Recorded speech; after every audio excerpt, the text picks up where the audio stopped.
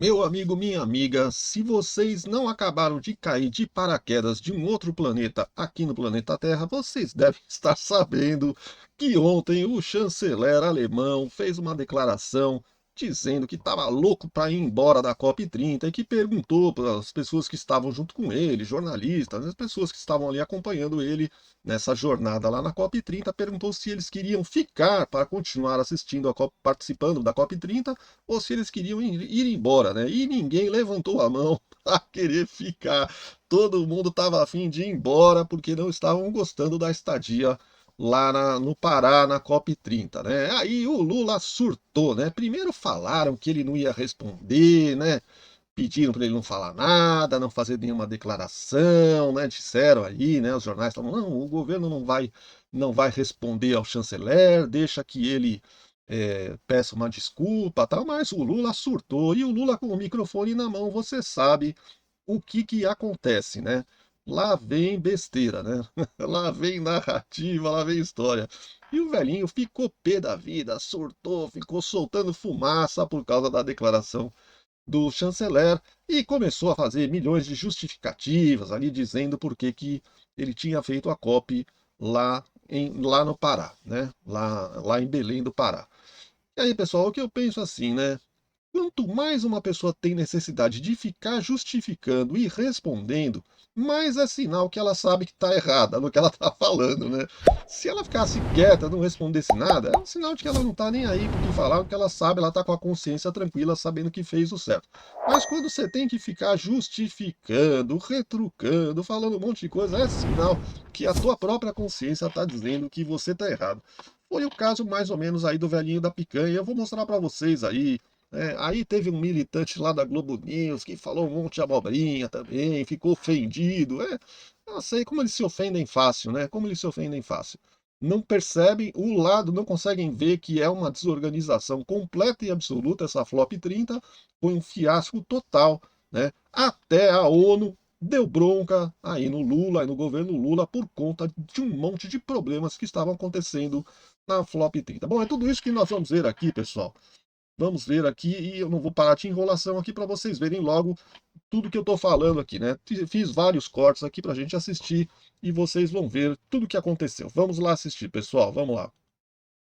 O chanceler alemão, Friedrich Merz, chamou atenção ao falar como foi a visita dele aqui ao Brasil durante a cúpula de líderes da COP30. Sabe o que ele disse? Ele disse que a comitiva alemã ficou contente em deixar Belém e afirmou que nenhum jornalista queria ficar no Brasil. Vamos ver. Und ich habe einige Journalisten, die mit mir in Brasilien waren, letzte Woche gefragt, wer von euch würde denn gerne hier bleiben? Da hat keiner die Hand gehoben. Wir waren alle froh, dass wir vor allem aus diesem Ort, wo wir da waren, wieder nach Deutschland zurückgekehrt sind, in der Nacht von Freitag auf Samstag. A CNN entrou em contato com Itamaraty para comentar a fala do chanceler alemão, mas ainda não teve resposta. E quando Bom, aqui agora foi hoje de manhã o discurso do Lula, né? Deram o microfone na mão do Lula, aí não tem quem segura. o Helder falou comigo de fazer a COP30 no estado do Pará, em Belém, tinha muita gente que não queria. Ah, vocês são loucos. Tem que fazer no Rio de Janeiro. Tem que fazer em São Paulo. Por que levar a COP pro meio do mato? Por que levar a COP pro Pará? Lá tem muito mosquito. Lá não tem estrutura. Lá não tem hotel. A diária é cara.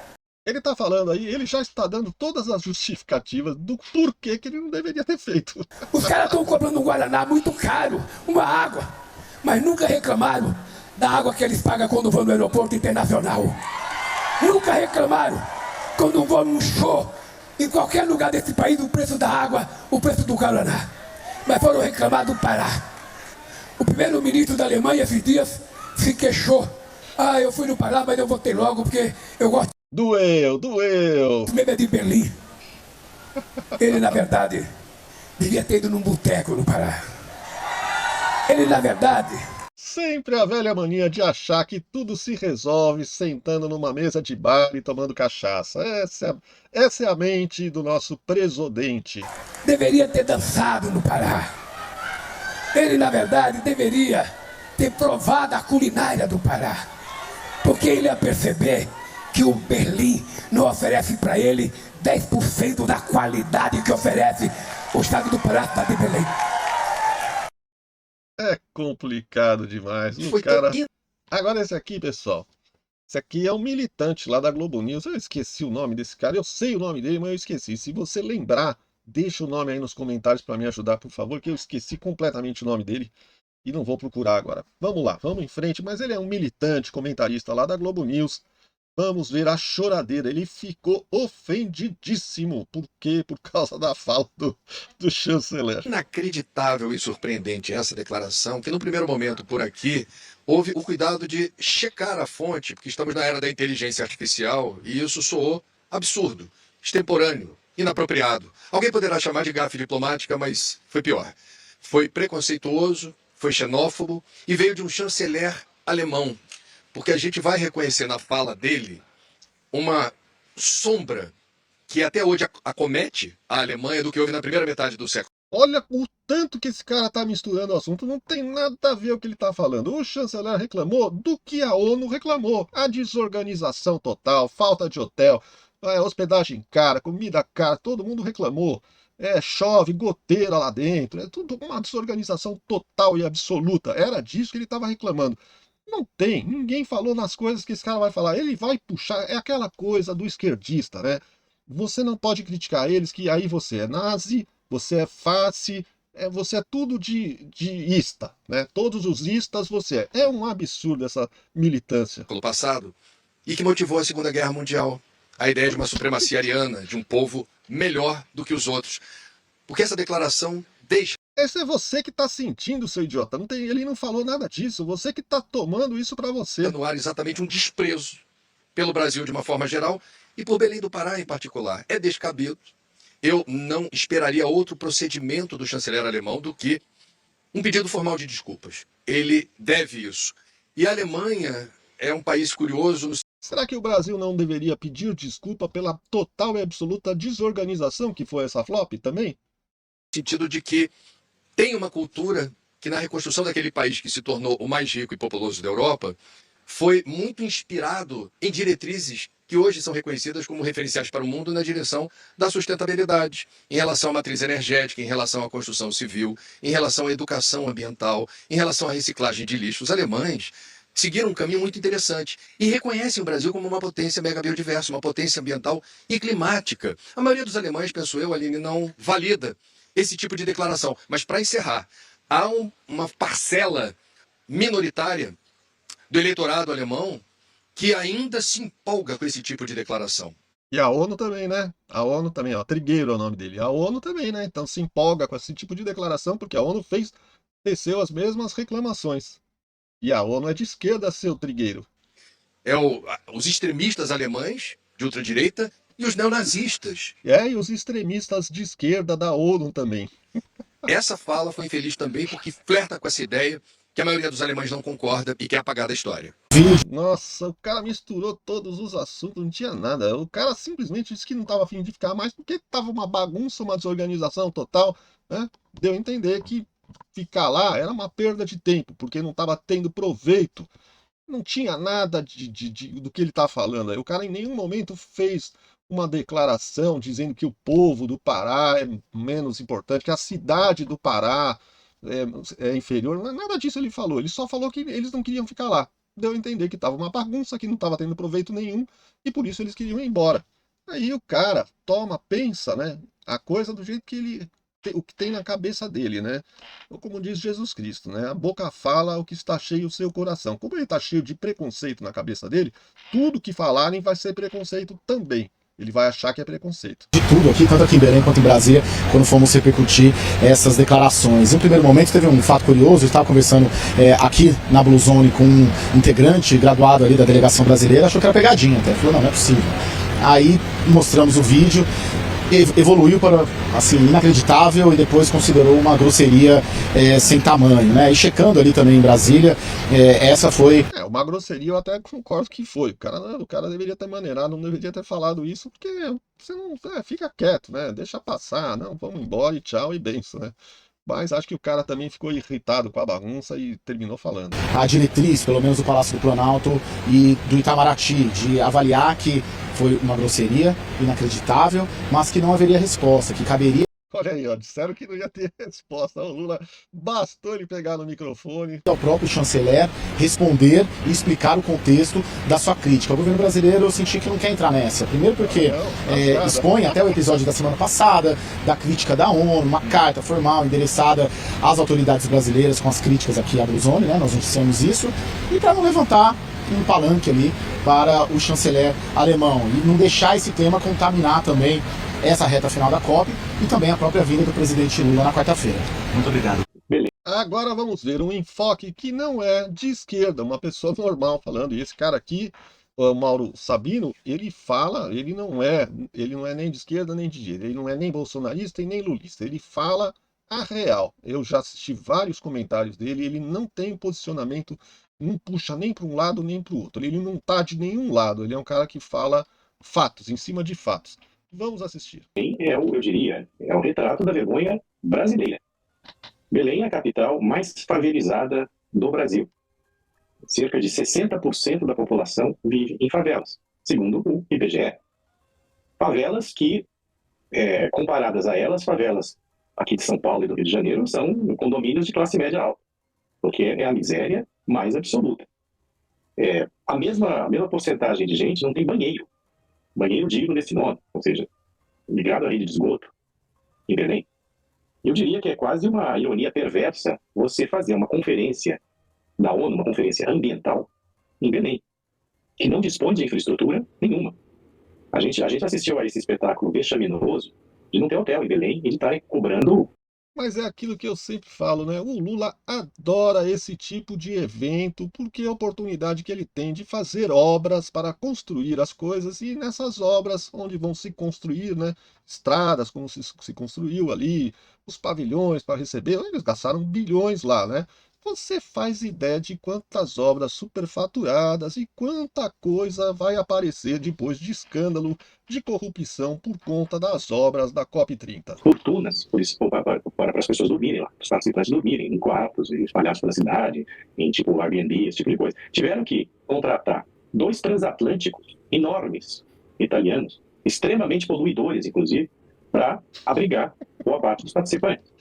Os 2 transatlânticos estão numa baía, num porto de Belém, e tiveram que escavar o rio para que os transatlânticos pudessem aportar lá. A ONU, que em geral é condescendente com países em eterno desenvolvimento, como o Brasil. 20 anos de PT no governo, meu amigo. Olha, pode botar aí, mas se continuar eles aí, nós vamos ser sempre estaremos em desenvolvimento. Nunca nós vamos chegar lá, né? Vamos estar sempre patinando e morrendo na praia. Até a ONU reclamou. A gente tem que lembrar da carta que a ONU divulgou na semana passada, pedindo melhorias na área de segurança, na refrigeração e nos banheiros, que é uma tecnologia que os brasileiros parecem que não dominam. Faltava água nos banheiros. Então, antes da gente atirar a pedra do chanceler alemão, dizer que ele é xenófobo e dizer que quem dá razão a ele sofre de complexo de vira-lata, essa gente precisa parar, pensar e ver que, na verdade, quem não gosta do Brasil é quem deixou as coisas chegarem a esse ponto. Porque não é só Belém que padece com... Olha o que ele falou, quem não gosta do Brasil são esses esquerdistas que estão no poder e deixaram o Brasil nesse estado, né? A Belém do Pará é um lugar que tem mais favela do Brasil do que no Brasil inteiro, né? Uma cidade favelada, né? Olha o que ele falou. Falta de estrutura, com favela, com miséria, com pobreza extrema, né? É que lá as coisas são, de fato, estão mais intensas, né? Esses defeitos brasileiros, essas mazelas brasileiras. Uma auditoria do Tribunal de Contas. Bom, pessoal, agora aqui mudando um pouquinho de assunto, já foi, né? Isso aí a gente já viu que é o que o Mário Sabino falou aí, matou a pau, não tem mais nem o que falar, né? Acabou. Quem tem que reconhecer que o Brasil precisa melhorar é o governo. O governo precisa parar de ficar culpando todo mundo e começar a trabalhar, porque eles passaram 2 anos e meio só criticando o Bolsonaro e não fizeram P nenhuma, né? E agora tá aí, né? Foram fazer essa COP e foi um fiasco total, uma desorganização total, né? Que até a ONU criticou e cobrou o governo, né? Deu uma bronca no governo brasileiro por conta da desorganização. E aí o chanceler vai lá e fala mal, é lógico, né? Que tem que falar mal mesmo. tem que falar mal mesmo, sabe? Para ver se o governo acorda, né? Mas não vai acordar, porque, meu, petista é isso aí. Esquerdista é isso aí. Agora isso aqui, pessoal, olha esse negócio aqui, olha o estilo que é o PT. Presta atenção aqui na fala do nosso amigo, me deu um branco, esqueci o nome dele, mas vamos lá. Mostra que os Correios, para surpresa de ninguém, esconderam um prejuízo de R$1 bilhão no primeiro ano do governo Lula. A estatal nega a suspeita e disse que uma vitória de uma ação trabalhista permitiu que uma provisão de R$1 bilhão não fosse descontada no resultado anual. No governo Bolsonaro, a estatal anunciou lucro de R$200 milhões em 2022. O governo Lula, porém, mudou o valor, dizendo que, na realidade, houve prejuízo de R$808 milhões em 2022 e um prejuízo menor de R$694 milhões em 2023. O desfalque de R$1 bilhão se deve a indenizações de ações trabalhistas incluídas no balanço do governo Lula, lançadas retroativamente para 2022 e excluídas de 2023. Ah, malandrinho! A área técnica do TCU avalia que, na verdade, esse R$1 bilhão também deveria ter sido descontado em 2023. Óbvio! O que faria um ano fechar com um prejuízo de R$1,7 bilhão. Vocês entenderam? Eles tiveram que fazer indenizações de funcionários que foram mandados embora no governo Lula e botaram essas indenizações retroativas, como se tivessem feito um ano antes, só para as contas do governo Bolsonaro aparecer que no Correio tinha dado prejuízo e tinha dado menos prejuízo no governo Lula. Isso no primeiro ano, porque agora explodiu geral, né? Mas isso aí eles tentaram fazer essa maquiagem. Olha o nível desse governo, meu Deus do céu. É vergonhoso, eu não sei como é que o Brasil não percebeu ainda o estado de coisas que o país está ficando por conta desse governo, né? Só problema, é só escândalo, é só corrupção, é estatais quebrando, não é só Correio, todas as estatais estão passando dificuldade, foram um rombo gigantesco, nunca deu tanto prejuízo às estatais, né? O Lula deu um jeito de fazer uma mutreta para burlar a lei das estatais, né? O Lewandowski lá deu uma canetada, o Lula botou toda a militância para ser presidente das estatais, e aí deu nisso aí, gente, é isso aí. Então, esse governo não tem ética, é só mentira, é só narrativa, essa é a verdade. Pessoal, deixa o seu like aí, se inscreva no canal, aciona o sininho das notificações, deixa o seu comentário, o que você está achando de tudo isso aí, deixa o seu comentário, que o seu comentário é extremamente importante. Inclusive, se você não está gostando do que eu estou falando aí, pode criticar, aqui é democracia, todos os comentários e críticas são bem recebidos. Obrigado por vocês terem assistido o vídeo até o final, um grande abraço, fiquem com Deus e até o próximo vídeo.